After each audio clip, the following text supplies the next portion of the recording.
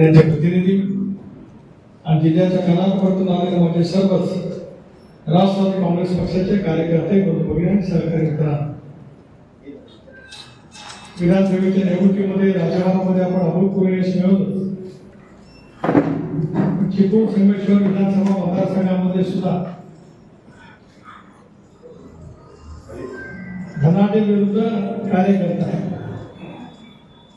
अशी जी अटीतटीची जी लढत सतत सांगण्याचा प्रयत्न केला गेला, त्या अटीतटीच्या लढतीमध्ये एका धनाढ्याला पराभूत करत सर्वसामान्य कार्यकर्त्यांचं भावना सतत जपणाऱ्या शेखर निकमाना आपण प्रचंड मताधिकार निवडून दिला. त्याच्याबद्दल शेखरजींचा अभिनंदन करू इच्छितो. लोकसभेच्या निवडणुकीमध्ये आपल्याला अपेक्षित असलेलं यश राज्यभरामध्ये मिळालं नाही. ते काय राष्ट्रवादी काँग्रेस पक्षापुरतं सीमित मिळालं नाही असं नव्हतं. तर देशभरामध्ये सुद्धा एक वेगळ्यावेगळ्या वातावरण त्या कालावधीमध्ये निर्माण करण्याचा प्रयत्न झाला. देशामध्ये पुन्हा एकदा एनडीएच्या नेतृत्वाखालचं, मोदी साहेबांच्या नेतृत्वाखालचं सरकार आल्यावर महामानव घटनेचे शिल्पकार डॉक्टर बाबासाहेब आंबेडकर दिलेलं संविधान रद्द केलेलं आहे. अल्पसंख्याक समाजाच्या बाबतीमध्ये वेगळं प्रश्नचिन्ह त्या कालावधीमध्ये निर्माण केलं गेलं. संविधान गेल्यानंतर आदिवासी बांधवांना सुद्धा असं वाटलं की त्यांचं आरक्षण डॉक्टर बाबासाहेब आंबेडकरांच्या घटनेमध्ये दिलं तेही रद्द होईल. असा वेगवेगळा प्रयोग देशाच्या राजकारणामध्ये त्या कालावधीमध्ये इंडिया आघाडीने खूप मोठा प्रभाव केला. कसा पुढं मोदी साहेबांपासून ते उमेदवारांच्या पर्यंत आम्ही सर्वांनी सांगितलं, चंद्र सूर्य तारे असेपर्यंत या देशातील संविधान अबाधित राहील. पण तरी सुद्धा जे खोटं पसरवण्याचा प्रयत्न केला गेला ते लोकांच्या मनातून त्या कालावधीमध्ये दूर करण्यामध्ये आम्हाला सर्वांनाच अपयश आलं. आणि मग राज्यामध्ये 48 जागांच्या पैकी केवळ 17 जागांच्या वरती आपण यश मिळवू शकलो. आणि उरलेल्या जागांच्या वरती महाविकास आघाडीला त्या ठिकाणी यश मोठ्या प्रमाणात. सुदैवाने कोकणात मुंबईसह प्रामुख्याने रत्नागिरी लोकसभा मतदारसंघ असेल, रायगड रत्नागिरी लोकसभा मतदारसंघ असेल, पलीकडचा मावळ ज्यामध्ये रायगडचे 3 विधानसभा मतदारसंघ असतील, कल्याणचा असेल, ठाण्याचा असेल, पालघरचाही असेल, मुंबईमधील 2 मतदारसंघ 3 मतदारसंघ असतील, या ठिकाणी मात्र इंडियाला महाविकास आघाडीपेक्षा चांगलं यश त्या ठिकाणी मिळालं. परंतु विदर्भ, मराठवाडा, पश्चिम महाराष्ट्र, उत्तर महाराष्ट्र या ठिकाणी मात्र मोठ्या प्रमाणात अपयशाला एनडीए म्हणून, महाविकास आघाडी म्हणून आपल्याला सामोरं जावं. राष्ट्रवादी काँग्रेस पक्षाने सुद्धा 4 जागा उभ्या केल्या होत्या. बारामती, शिरूर, धाराशिव आणि रायगड लोकसभा मतदारसंघ पैकी 3 जागांच्या वरती दुर्दैवाने आपल्याला अपयश आलं.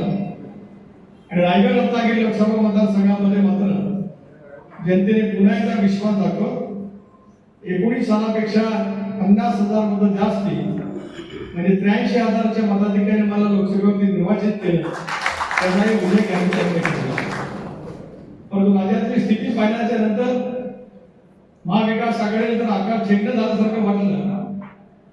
सत्ता महाविकास आघाडीची येणार 250-200 सव्वा 200 जागा आसपास येणार अशा म्हणजे एक वातावरण राज्यभरामध्ये निर्माण करण्याचा प्रयत्न महाविकास आघाडीच्या माध्यमातून झाला. पण त्यावेळेला देवेंद्रजी असतील, एकनाथ शिंदेजी असतील, अजितदादा असतील, मी असेल, बावनकुळे असतील, आम्ही सगळेजण एकत्रितपणाने बसलो आणि राज्यामध्ये पुन्हा एकदा इंडियाचं सरकार महायुतीचं सत्ता आणलीच पाहिजे या भूमिकेतून आम्ही त्यावेळेला चर्चा संबंध राज्यभरातल्या महायुतीच्या कार्यकर्त्यांच्या मनामधला आत्मविश्वास जागृत करण्याची भूमिका घेण्याची आवश्यकता होती. निवडणुकीच्या नंतर अपयशाच्या नंतर एक नैराश्य आलं होतं. राष्ट्रवादी काँग्रेस पक्षामध्ये सुद्धा थोडंसं नैराश्य नेहमी त्यावेळेला आलं होतं. शिवसेनेमध्ये असेल, भारतीय जनता पक्षामध्ये असेल, परंतु सरकारने ठरवलं की केंद्र सरकारच्या माध्यमातून पुन्हा एकदा राज्यामध्ये आपण सत्तेवरती आलं पाहिजे. लाडकी बहीण एक क्रांतिकारी योजना देशाच्या पाठीवरती या राज्यामध्ये राबवण्याचं धोरण त्या कालावधीमध्ये घेतलं गेलं. आज स्थितीच्या बाबतीमध्ये प्रश्नचिन्ह निर्माण करण्याचा प्रयत्न केला जात असेल, पण महाराष्ट्रामध्ये त्यावेळेला 2,45,00,000 महिला भगिनींना लाडकी बहीण योजनेचा लाभ देण्यामध्ये त्यावेळेचं सरकार निश्चितपणे यशस्वी झालं. तुमची लेख असेल अजितगिरी बाल विकास खात्याचा मंत्री म्हणून प्रामाणिकपणाची भूमिका बजावली आणि राज्यामध्ये जे काय आज पुन्हा महायुती प्रचंड बहुमताने आली त्याच्यामध्ये राज्याच्या माई माऊलींचा हिस्सा मोठ्या प्रमाणावर होता, याचा सुद्धा नोंदवून उल्लेख या कार्यक्रमाच्या निमित्ताने महाराष्ट्राची निर्मिती 1960 सालामध्ये झाली. 1 मे 1960 साली संयुक्त महाराष्ट्राचा मंगल कलश स्वर्गीय चव्हाण साहेबांनी शिवाजी पार्कच्या ऐतिहासिक मैदानामध्ये आणला. पंडित जवाहरलाल नेहरूंच्या उपस्थितीत त्यावेळेपासून झालेल्या प्रत्येक निवडणुकीमध्ये 62 असेल, 67, 72, 78, 80, 85, 90, 95, 99, 4, 9, 14, 19 या सगळ्या सार्वत्रिक महाराष्ट्राच्या निवडणुकीमध्ये जे कोणाला यश सत्ता पक्षाला मिळालं असेल त्याच्यापेक्षा सर्वाधिक यश त्याला महायुतीला 237 जागांच्या वरती निवडणुकीमध्ये मिळत एक वेगळा विक्रम महाराष्ट्राच्या या इतिहासामध्ये झालेला आपल्याला पाहायला मिळतो. की कोणती जागा आपण म्हटलं त्याप्रमाणे अतिशय कठीण झाली. आपण सर्वांनी प्रचंड मेहनत त्या ठिकाणी घेतली. निवडणुकीच्या निकालाच्या दिवशी मी अजितदादांच्या बंगल्यावरती आम्ही होतो. सारखे आम्ही शेखरजीला फोन करत होतो. सुरुवातीच्या कालावधीमध्ये आपण थोडंसं लीड होतो, नंतर पिछाडीवरती गेलो, परंतु संगमेश्वर तालुक्यामध्ये चांगल्यापैकी यश त्या ठिकाणी मिळालं आणि ती सगळी पिछाडी मोडून काढून जे काही त्या निवडणुकीच्या माध्यमातून चिपळूण संगमेश्वरच्या लोकांचा स्वाभिमान विकत घेण्याचा प्रयत्न केला गेला होता, त्यांना त्यांची जागा दाखवत स्वाभिमानी असलेल्या कार्यकर्त्यांनी निवडणूक यशस्वी करायला स्वाभाविकपणाने आता तुमची आमची जबाबदारी त्या ठिकाणी त्या निमित्ताने वाढते. या जिल्ह्यामध्ये आपण एकमेव जागेवरती लढलो. सिंधुदुर्ग जिल्ह्यामध्ये राष्ट्रवादी काँग्रेस पक्ष घड्याळच्या चिन्हावरती लढला नाही. कोकणामध्ये आपण एकच चिन्ह रायगड जिल्ह्यामध्ये सुद्धा शिवधन मतदारसंघामध्ये लढलो. शेजारच्या ठाणे जिल्ह्यामध्ये आपण शहापूर या अनुसूचित जाती जमाती या राखीव मतदारसंघामध्ये म्हणजे काही जागेमध्ये एकाच ठिकाणी लढलो. पालघरमध्ये आपण लढलो नाही आणि मुंबईमध्ये आपण सारा मलिक यांचा मतदारसंघ असेल, सिद्दीकीचा मतदारसंघ असेल किंवा नवाब मलिक यांचा मतदारसंघ असेल, या ठिकाणी आपण निवडणुकीला राष्ट्रवादी काँग्रेस पक्ष महायुतीच्या माध्यमातून सामोरे गेलो. पैकी मुंबईमध्ये आपल्याला 1 जागा लढलो, 3 जागा लढलो, 1 जागेवरती यश आलं. ठाण्यामध्ये 1 जागा लढलो, त्या 1 जागेवरती यश मिळालं. रायगडमध्ये 1 जागा लढलो, त्या रायगडमध्ये 1 जागेवरती यश मिळालं. रत्नागिरीमध्ये 1 जागा लढलो, त्या 1 जागेवरती आपण यश मिळालं. म्हणजे कोकणातल्या या तिन्ही जिल्ह्यामध्ये लढलेल्या जागेमध्ये सर्वाधिक स्ट्राईक रेट कोणाचा राहिला, राष्ट्रवादी काँग्रेस पक्षाचा राहिला. म्हणजे 30 जागा पण 30 जागा निवडून आणण्यामध्ये आपण त्या कालावधीमध्ये निश्चितपणे यश. खरं आहे की या समस्त निवडणुकीचा एकंदरीत आपण आता विचार करू. पुन्हा एकदा देशामध्ये एनडीएच्या नेतृत्वाखालचं सरकार, मोदी साहेबांच्या नेतृत्वाखालचं सरकार त्या ठिकाणी आहे. राज्यामध्ये देवेंद्रजी, अजितदादा, एकनाथराव शिंदे यांच्या नेतृत्वाखालचं महायुतीचं सरकार त्या ठिकाणी आहे. स्वाभाविकपणाने जनतेच्या मोठ्या प्रमाणाच्या अपेक्षा एकंदर आहे. शपथभाई बोलले, मी थोडासा बोलेन, बोलता बोलता जेवढा बोलायचं तेवढे बोलून गेले. बाकी काय बोलल्या त्या मी काय फारसं ध्यानात ठेवत नाही. 2 गोष्टी मी बेस सांगल्या. एक चिपळूण कराड रेल्वेच्या बाबतीमध्ये तुम्ही सांगल्या की तुला आज वचन देत आहे की 10 तारखेला मी जेव्हा चिपळूणला दिल्लीला जाईल त्याला शेखर निकमाला पण तिथे बोलवी आणि रेल्वे मंत्र्यांची तुम्हाला पण रेल्वे मंत्र्यांची भेट घेऊ. हा जो काय रेल्वेचा मार्ग आहे मुख्यमंत्र्यांना पण निवेदन देईल. अजितदादांची आज भेट होईल, मुख्यमंत्र्यांची उद्या परवा होईल, त्यांना सुद्धा त्या ठिकाणी त्यांनी भेट देईल. आणि कोकणाच्या दुष्काळातून महत्वाकांक्षी असलेल्या चिपळूण रेल्वे कराडच्या बाबतीमध्ये तुमच्या सर्वांचा लोकसभेचा प्रतिनिधी असल्याने माझ्याकडनं 100% त्या ठिकाणी काम केलं जाईल असा विश्वास आजच्या बैठकीच्या निमित्ताने. बाकी अनेक प्रश्न आहेत, खेड्यापाड्याचे अनेक प्रश्न आहेत, जलजीवन मिशनच्या आराखड्याच्या दृष्टिकोनातून सुद्धा आपल्याला अनेक पावलं त्या ठिकाणी उचलावी लागतील. शेवटी लोकांना दिलेली वचनाची पूर्तता त्या ठिकाणी करायची आहे. पण अशा वेळेला संघटनेच्या मागणीची आवश्यकता खूप मोठ्या प्रमाणात आहे. शपथभाईंनी सांगितलं की उदय सामंतांना सांगावं की त्यांचा दौरा त्यांनी सगळ्यांना पाठवावा. ते सांगण्याचा प्रयत्न करीत काय त्याच्यामध्ये अवघड असत काही कारण नाही. कारण महायुतीच्या सर्वच मंत्री ज्या ज्या वेळेला जिल्ह्यामध्ये प्रत्येकाच्या जिल्ह्यामध्ये दौऱ्यावरती जातील त्याला त्यांनी महायुतीच्या पदाधिकाऱ्यांना कळवलं पाहिजे. असं जरूर मुख्यमंत्र्यांना, दोन्ही उपमुख्यमंत्र्यांना, संबंधित मंत्र्यांना, भाजपचे अध्यक्ष बावनकुळे साहेबांना मी जरूर विनंती करेन की अशा पैसा फायदा आपण पाडणं हा आपल्या महायुतीच्या माध्यमातून अत्यंत महत्वाचा असतो. एका बाजूला महायुती म्हणून आपल्याला काम करायचं आहे, पण तो आता सर्वांचं लक्ष आगामी येणाऱ्या स्थानिक स्वराज्य संस्थांच्या निवडणुकीमध्ये महत्वाचा आहे. ज्या कार्यकर्त्यांच्यामुळे आम्ही खासदार झालो, कार्यकर्त्यांच्यामुळे आम्ही विधानसभेवरती यश मिळालं, ज्या कार्यकर्त्यांच्या मेहनतीमुळे राज्यामध्ये आज पुन्हा एकदा इंडियाचं महायुतीचं सरकार आणण्यामध्ये आपण सर्वजण त्या ठिकाणी यशस्वी झालो, ज्या राष्ट्रवादी काँग्रेस पक्षाला 2 आकडी संख्या सुद्धा गाठता येणार नाही. आज आकडे परवा कुठल्या तरी भाषणामध्ये म्हणाले की 4-5 जागा सुद्धा येणार नाहीत. आता त्यांच्या जागा किती वेळा किती आल्या तो भाग वेगळा आला, पण आता आपल्या राष्ट्रवादी काँग्रेस पक्षाला टीकेचं लक्ष करत असताना त्यांना खरी टीका करायची होती संबंध भाजप आणि शिवसेना आणि राष्ट्रवादी काँग्रेस पक्षाच्या वरती, पण त्यांनी आपल्याला लक्ष द्यायला केलं. कारण का एकेच्या जागा आल्या नसताना तर शिवसेनेच्या जागा सुद्धा आल्या, भारतीय जनता पक्षाच्या जागा सुद्धा मोठ्या प्रमाणात आल्या. विरोधकांनी तर या निवडणुकीमध्ये दारू अपयश मिळाल्याच्या नंतर ईव्हीएमवरती शंका घेण्याचा प्रयत्न त्या ठिकाणी केला. लोकसभेला ज्या वेळेला महाविकास आघाडीला 31 जागा मिळाल्या त्यावेळेला त्यांच्या कर्तृत्वावरती मिळाल्या.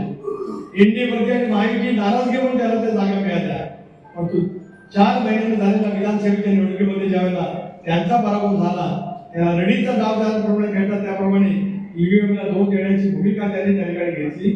6 महिने झाले तरी सुद्धा अजून त्या पराजयातून महाविकास आघाडी सावरली गेली. अशा वेळेला ते अशा प्रकारचा अपप्रचार करण्याचा प्रयत्न जरूर त्या ठिकाणी करू शकते, पण पक्षाची संघटना पुढच्या कालावधीमध्ये मजबूत करणं, कार्यकर्त्यांच्या पाठीमागे शक्ती उभी करणं आणि कार्यकर्त्यांनी सुद्धा गेल्या 3 वर्षामध्ये स्थानिक स्वराज्य संस्थांच्या निवडणुका न झाल्या त्याच्यामुळे अधिक कष्ट घेऊन त्या ठिकाणी काम करणं हे महत्वाचं ठरू शकतं. प्रयत्न केला तर होऊ शकतं. त्याचा उल्लेख शेखर निकमाने या ठिकाणी केला, बाबाजीरावांनी केला. 99 सालामध्ये ज्यावेळेला मी पालकमंत्री झालो रत्नागिरीचा, बरोबर 25-26 वर्षापूर्वी, त्याला या जिल्ह्यामध्ये एकही विधानसभा सदस्य राष्ट्रवादी काँग्रेस पक्षाचा नव्हता. दोन्ही लोकसभा सदस्य हे शिवसेनेचे त्या कालावधीमध्ये होते, एकंदरीत शिवसेनेचे. चिपळूण पंचायत समिती वगळता सगळ्या पंचायत समिती या शिवसेनेच्या ताब्यामध्ये त्यावेळेला होत्या. नगरपालिका सुद्धा बहुतांश त्यावेळेला त्यांच्या ताब्यामध्ये त्या ठिकाणी होत्या. परंतु आपण सर्वांनी मिळून आत्मविश्वासाने कामाला सुरुवात केली. आता निराश झालो नाही. सरकारच्या योजनेचा फायदा जनमानसापर्यंत वाड्या गोष्टीपर्यंत पोहोचवण्यासाठी कार्यकर्त्यांचं जाळं प्रभावीपणे आपण त्या ठिकाणी उभं केलं आणि त्या माध्यमातून आपण रत्नागिरी जिल्ह्यामध्ये 2004 सालामध्ये 2 आमदार, रत्नागिरीचे आमदार आणि चिपळूणचे आमदार उदय सामंत आणि रमेश कदम यांना निर्वाचित राष्ट्रवादी काँग्रेस पक्षाच्या माध्यमातून करण्यामध्ये आपल्याला यश 100% मिळालं, याचा एक उल्लेख आहे त्याने करू शकतो. 9 मध्ये त्याच्यामध्ये वाढ झाली. इकडे दीपक केसरकर आले, इकडे भास्कर जाधव आपल्यामध्ये आले, त्यामध्ये गुहागर मधून आले, अलीकडे उदय सामंत पुन्हा एकदा त्याच मतदारसंघातून त्या ठिकाणी निर्वाचित झाले. 14 सालामध्ये दापोली मतदारसंघामध्ये आपण त्या ठिकाणी यश मिळवलं. गुहागर मतदारसंघामध्ये यशाची पुनरावृत्ती झाली. इथे दुर्दैवाने आपल्याला काही यश मिळू शकलं नव्हतं, पण जेवढ्या संख्याबळावरती आपण जागा लढत होतो त्या जागांच्या मध्ये आपण यश मिळवण्यामध्ये निश्चितपणे त्यावेळेला मेहनत करू शकतो. आता कार्यकर्त्यांच्या निवडणुकीचा अत्यंत महत्वाचा प्रश्न आपल्या समाजात असतो. अशा वेळेला मी मगाशी ते येण्यापूर्वी तिथं थांबलो, निवेदन दिली गेली. माझ्या लोकसभेच्या निवडणुकीमध्ये दापोली या मतदारसंघामध्ये मी 8,500 पिछाडी केला आणि गुहागर मतदारसंघामध्ये मी 26,000 पिछाडी केला. बाबाजीराव जाधव म्हणाले खरं आहे की निवडणूक होईपर्यंत आणि निवडणूक संपल्याच्या नंतर मतमोजणी होईपर्यंत असा एकही दिवस गेला नाही की ज्यावेळेला मी बाबाजीराव जाधवांना फोन नाही केला आणि नेमकी परिस्थिती काय ती त्याला मी सतत विचारतो. परंतु दापोली मतदारसंघामध्ये 14लाही 17,500 पिछाडीवरती होतो. 19ला सुद्धा जवळपास 15,000च्या पिछाडीवरती राहिलो आणि यावेळेला 8,500 मतदारसंघाच्या मतांनी पिछाडी होती. गुहागर मतदारसंघामध्ये 14 साली 1,500 पिछाडीवरती होतो. 19 सालामध्ये 2,500 पुढे होतो मी आणि यावेळेला 26,500 मतांनी त्या ठिकाणी मागे का राहिलो, कशामुळे राहिलो, काय त्यावेळेला निर्माण झालं याच्या तपशिलामध्ये जाणवशीत नाही. परंतु विधानसभेला मात्र दापोलीमध्ये योगेश कदम किती हजार निवडून आले? 24,000. आणि गुहागर मतदारसंघामध्ये शिवसेनेचे राजेश भेंडर हे 2,500च्या मतांनी त्या ठिकाणी महाराष्ट्र 2,500 आणि 1200 तसं नका घेतलं असेल ते आपण बोलू त्या मताने पराभूत. मी असं कधी म्हटलं नाही की कोणी माझं काम नाही केलं, कारण निवडणुकीमध्ये यश मिळाल्याच्या नंतर स्वच्छपणाची भूमिका घेऊन काम करण्याची आवश्यकता असते. दापोली मतदारसंघामध्ये राष्ट्रवादी काँग्रेस पक्षाला मानणारा मतदारांचा एक वर्ग आहेच, कुणी कितीतरी दावा केला, काही माणसं जरी गेली असतील इकडची तिकडची, तरी मानणारा एक मतदारांचा वर्ग आहे. मध्ये सुद्धा मतदारांचा एक वर्ग आहे. आणि तीच मतं त्यावेळेला नंतरच्या विधानसभेच्या निवडणुकीमध्ये मात्र महायुतीच्या उमेदवाराच्या पाठीमागे उभा करण्याचा प्रयत्न नक्कीच आपल्याकडे त्या ठिकाणी झाला. तरी असं पाहायला नसतं मिळालं जे 26,000 वरून 2.5 वरती येणं, 8.5 वरनं 24-25 वरती जाणं असं शक्य झालं नसतं. जरूर रामदास कदमांच्या पत्राची मी वाट बघतो, एकदा आलं की त्यांच्याजवळ सुद्धा बसेल. म्हणजे नेमकी शेवटी या सगळ्या गोष्टीचा आढावा प्रत्येकाच्या समोर मांडणं हे अत्यंत महत्वाचं त्या ठिकाणी होतं. पण अशा वेळेला पक्षाचं संघटन उद्याच्या कालावधीमध्ये मजबूत करण्याची भूमिका ही आपल्याला सर्वांना त्या ठिकाणी घ्यावी लागेल. आत्मपरीक्षण करावं लागेल, आत्मचिंतन नक्कीच त्या ठिकाणी करावं लागेल. पक्षाच्या भूमिकेशी प्रतारणा करणारा कोणाला सुद्धा त्या ठिकाणी योग्य ती त्याच्यावरती कारवाई करूनच पुढच्या कालावधीमध्ये आपल्याला वाटचाल त्या ठिकाणी करावं लागेल. पण तरी सुद्धा पक्षाच्या कार्यकर्त्याला ताकद देण्याची भूमिका ही पुढच्या कालावधीमध्ये घ्यावी. छत्रपती शिवाजी महाराजांची 395वी जयंती आपण उत्साहाच्या वातावरणामध्ये साजरी. राज्यभरामध्ये राष्ट्रवादी काँग्रेस पक्षाने स्वराज्य सप्ताह म्हणून तो कार्यक्रम दिला. महिला भगिनींना वेगळा कार्यक्रम, युवकांना वेगळा कार्यक्रम, अल्पसंख्याकांना वेगळा कार्यक्रम, ओबीसीला वेगळा कार्यक्रम, पेरेंट राष्ट्रवादी काँग्रेस पक्षाला वेगळा कार्यक्रम, समग्र महाराष्ट्रामध्ये आमदारांनाही कार्यक्रम दिले होते, खासदारांना सुद्धा कार्यक्रम दिले होते, राष्ट्रीय अध्यक्षांना सुद्धा आम्ही कार्यक्रम दिला होता, अजितदादांना, राष्ट्रीय कार्याध्यक्ष प्रफुल्ल पटेलांना सुद्धा कार्यक्रम दिला होता. एकदा सप्ताह पूर्ण झाल्यानंतर समग्र राज्याचा मी त्या निमित्ताने आढावा घेतला.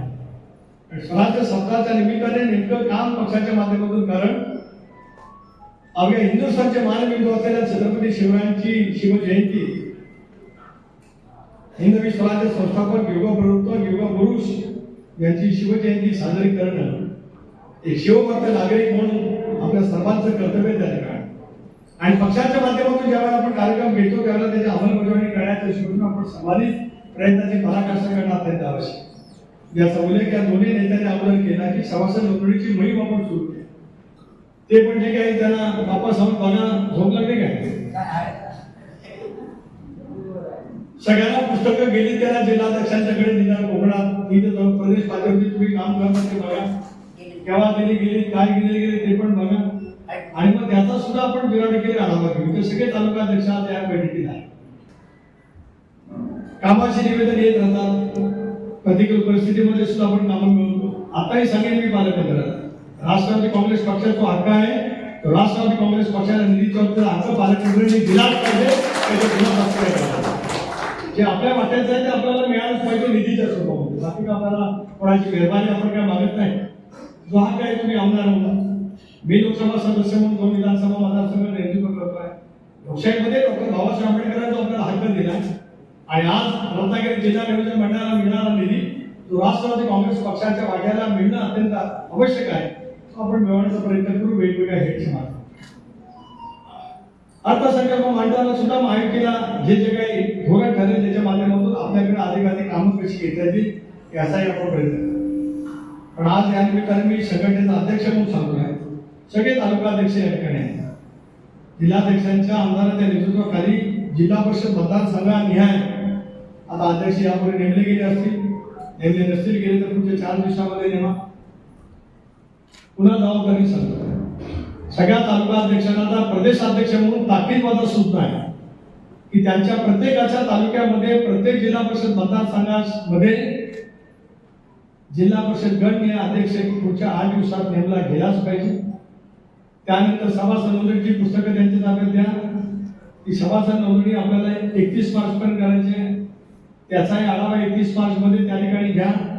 आणि निधी वाटपामध्ये ज्याची नोंदणी जास्ती असेल त्याच्या रक्कमांनी त्या ठिकाणी कामं मंजूर होतील हे सुद्धा धोरण स्पष्टपणे आता आमदार म्हणून चिपळूण मतदारसंघात आमदार साहेब बघते, पण मला खासदार म्हणून मिळणाऱ्या निधीच्या बाबतीमध्ये माझी स्वच्छपणाची भूमिका राहील. ज्या तालुका अध्यक्ष आहेत त्याचे नेमलेले जिल्हा परिषद गणने अध्यक्ष, सभासद नोंदणी प्रदेश पदाधिकारी असतील, जिल्ह्याचे पदाधिकारी असतील, त्यांचाही तितका सहभाग त्यामध्ये असलाच पाहिजे. कारण कामं मागण्यासाठी ज्यावर आपण येतो तो तुमचा हक्क आहे, तो नैसर्गिक हक्क आहे. पण पक्षाची संघटना मजबूत करण्याच्या कामामध्ये ज्याला जबाबदारी आपल्यावरती दिली जाते त्याच्यामध्ये मात्र पूर्ण योगदान देऊनच काम त्या ठिकाणी करण्याचे आवश्यक. सभासद नोंदणी करा. आजही जनमानसामध्ये विधानसभेच्या निवडणुकीमध्ये असलेलं आडवं त्याचा प्रभाव बिलकुल कमी झालेला नाही.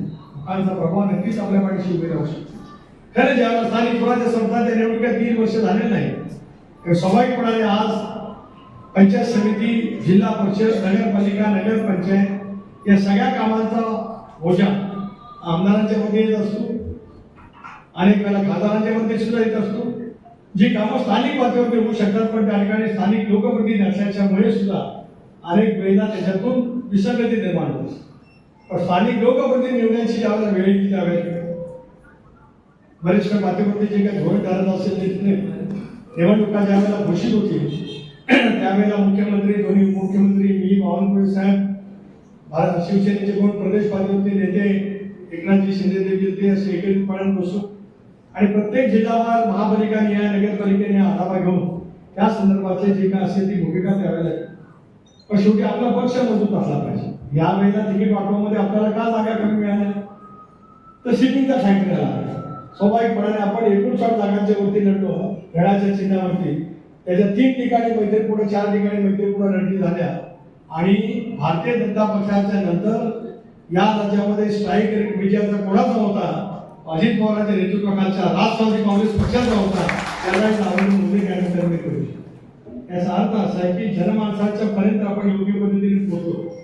योजनांची अंमलबजावणी करण्यासाठी पक्षाच्या काटेकोरपणाची भूमिका आपण त्या ठिकाणी घेतली तर त्याच्यातून अधिक चांगलं काम त्या ठिकाणी निश्चितपणे होऊ शकतं. खरं तर या सगळ्या कामाला वेग देण्याची आवश्यकता आहे. पण सभासद मंडळीच्या कामामध्ये सुद्धा आपण अधिक लक्ष राहून त्या ठिकाणी काम करण्याचा प्रयत्न करावा. मी सांगितलं ना की निधीचं वाटप जेवढा निधी येईल, कारण मी तर स्वतः कुठलं काम सुरू होतच नाही.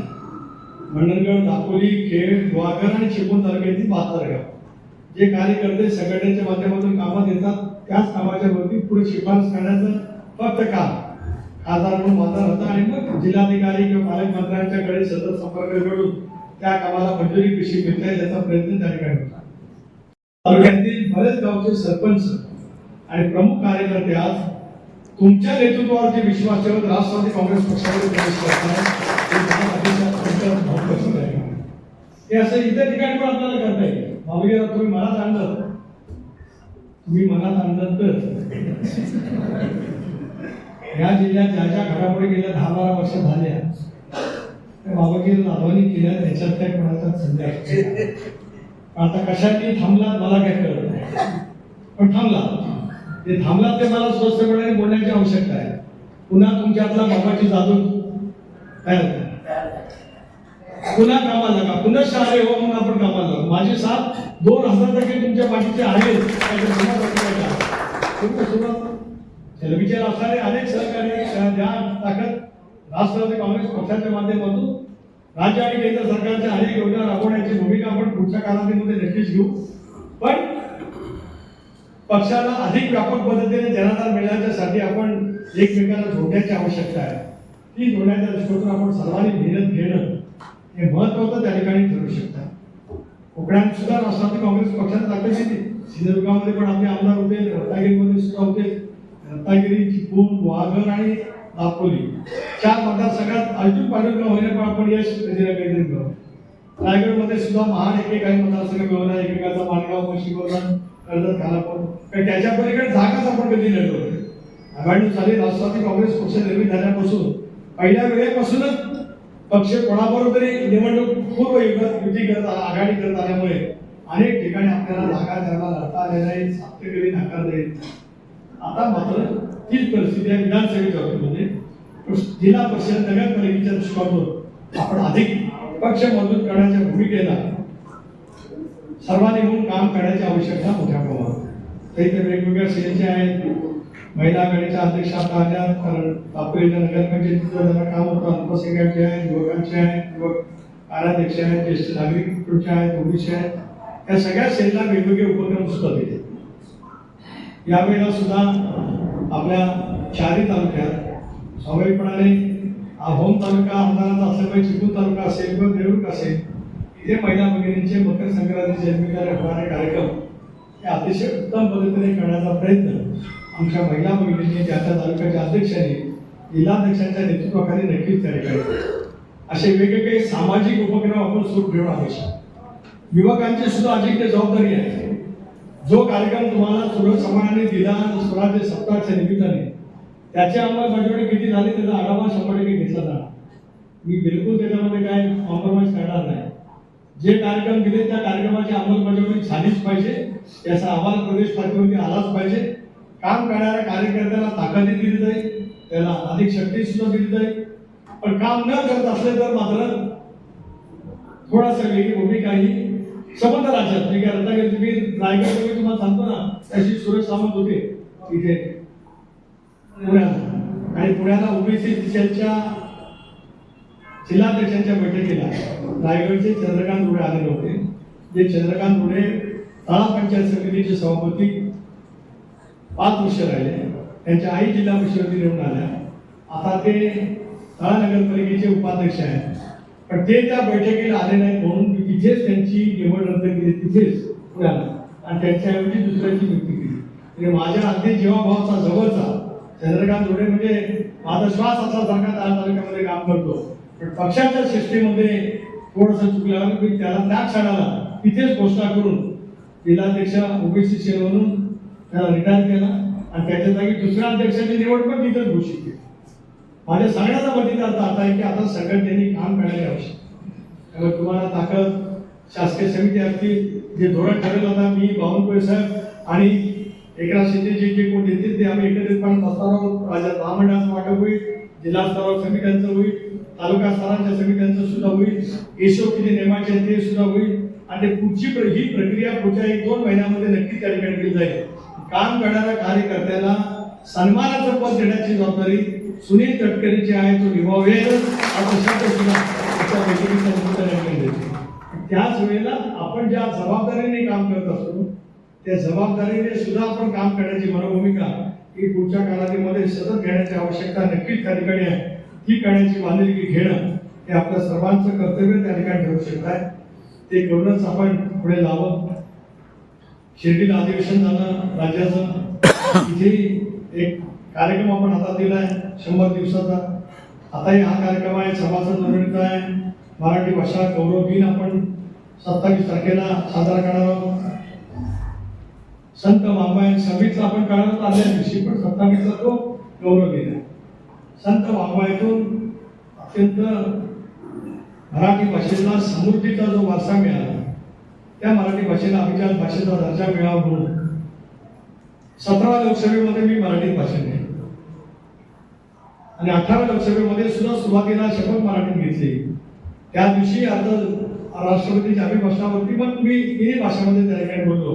पण मला अभिमान वाटतोय, मी मोदी साहेबांचे आभार मानतो की राज्य सरकारची गेली 4 दशकं असलेली प्रलंबित मागणी माझ्या मराठी भाषेला अभिजात भाषेचा दर्जा भारत सरकारने दिला. त्या निमित्ताने सुद्धा आपण कार्यक्रम सगळीकडे घेतले पाहिजे. आजही युवक विद्यार्थी सामाजिक न्याय ओबीसी या सर्वांनाच जे जे काही कार्यक्रम दिले या माध्यमातून आपण त्या ठिकाणी पोहोचण्याचा नक्कीच प्रयत्न करा. मी हेही सांगतो बाबाजीराव या कार्यक्रमाची अंमलबजावणी करण्याच्यासाठी सुद्धा आणि मी कार्यकर्ता आहे. 84 साली तालुका काँग्रेसचा सरचिटणीस झालो, राष्ट्रीय सरचिटणीस पदावर गेलो. त्या साली मी तालुक्याचा अध्यक्ष झालो, प्रदेश अध्यक्ष आहे. कार्यकर्त्याला कार्यक्रम करण्यापासून ज्या काय अडचणी येतात त्याच्या भावना त्या सरकारकडून असतात, पक्षाचे नेतृत्वाकडून असतात, त्या स्वतः मी अनुभवलेल्या असल्यामुळे तुम्ही त्या बाबतीमध्ये निश्चित राहा. कार्यक्रमाची अंमलबजावणी करण्यासाठी धीरतेने पुढे आलं पाहिजे. कार्यक्रमाचं नियोजन करण्यासाठी सुद्धा त्या ताकदीने आपण पुढे आलं पाहिजे. आणि क्रीडा क्षेत्रामध्ये जरी कुठला कार्यक्रम दापोली मंडळ खेळ विभाग शिकवल्यानंतर सरांनी घेतले तर बैलगाडी स्पर्धा राज्यात दर्शनाची काहीतरी क्रिकेटच्या स्पर्धा घेतल्या आणि आपण रत्नागिरी राजापूर इथे सुद्धा पक्षाचे संघटन कसं वाढेल याचाही प्रयत्न करू. पण कला क्रीडा साहित्य या वेगवेगळ्या क्षेत्रामध्ये सुद्धा आपण अधिक लक्ष केंद्रित करण्याची आवश्यकता आहे. MSCBच्या अंतर्गत करोडपती निधी योजना भारत सरकारने जे केले त्यांना राज्य सरकार सुद्धा तितक्याच पैकी प्रोत्साहन देणार आहे. त्या योजनेच्यासाठी सुद्धा महिला उद्योजकांनी पुढे यावं, यादी माझ्याकडे द्यावी.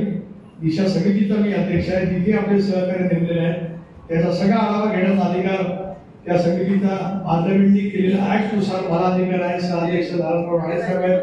त्याच्यामुळे सगळ्या बँकेच्या अधिकाऱ्यांना बोलवत या MSCB कार्यक्रमांतर्गत महिलांना ताकद आणि शक्ती देण्याचा त्याला 33% 35% सबसिडी आहे.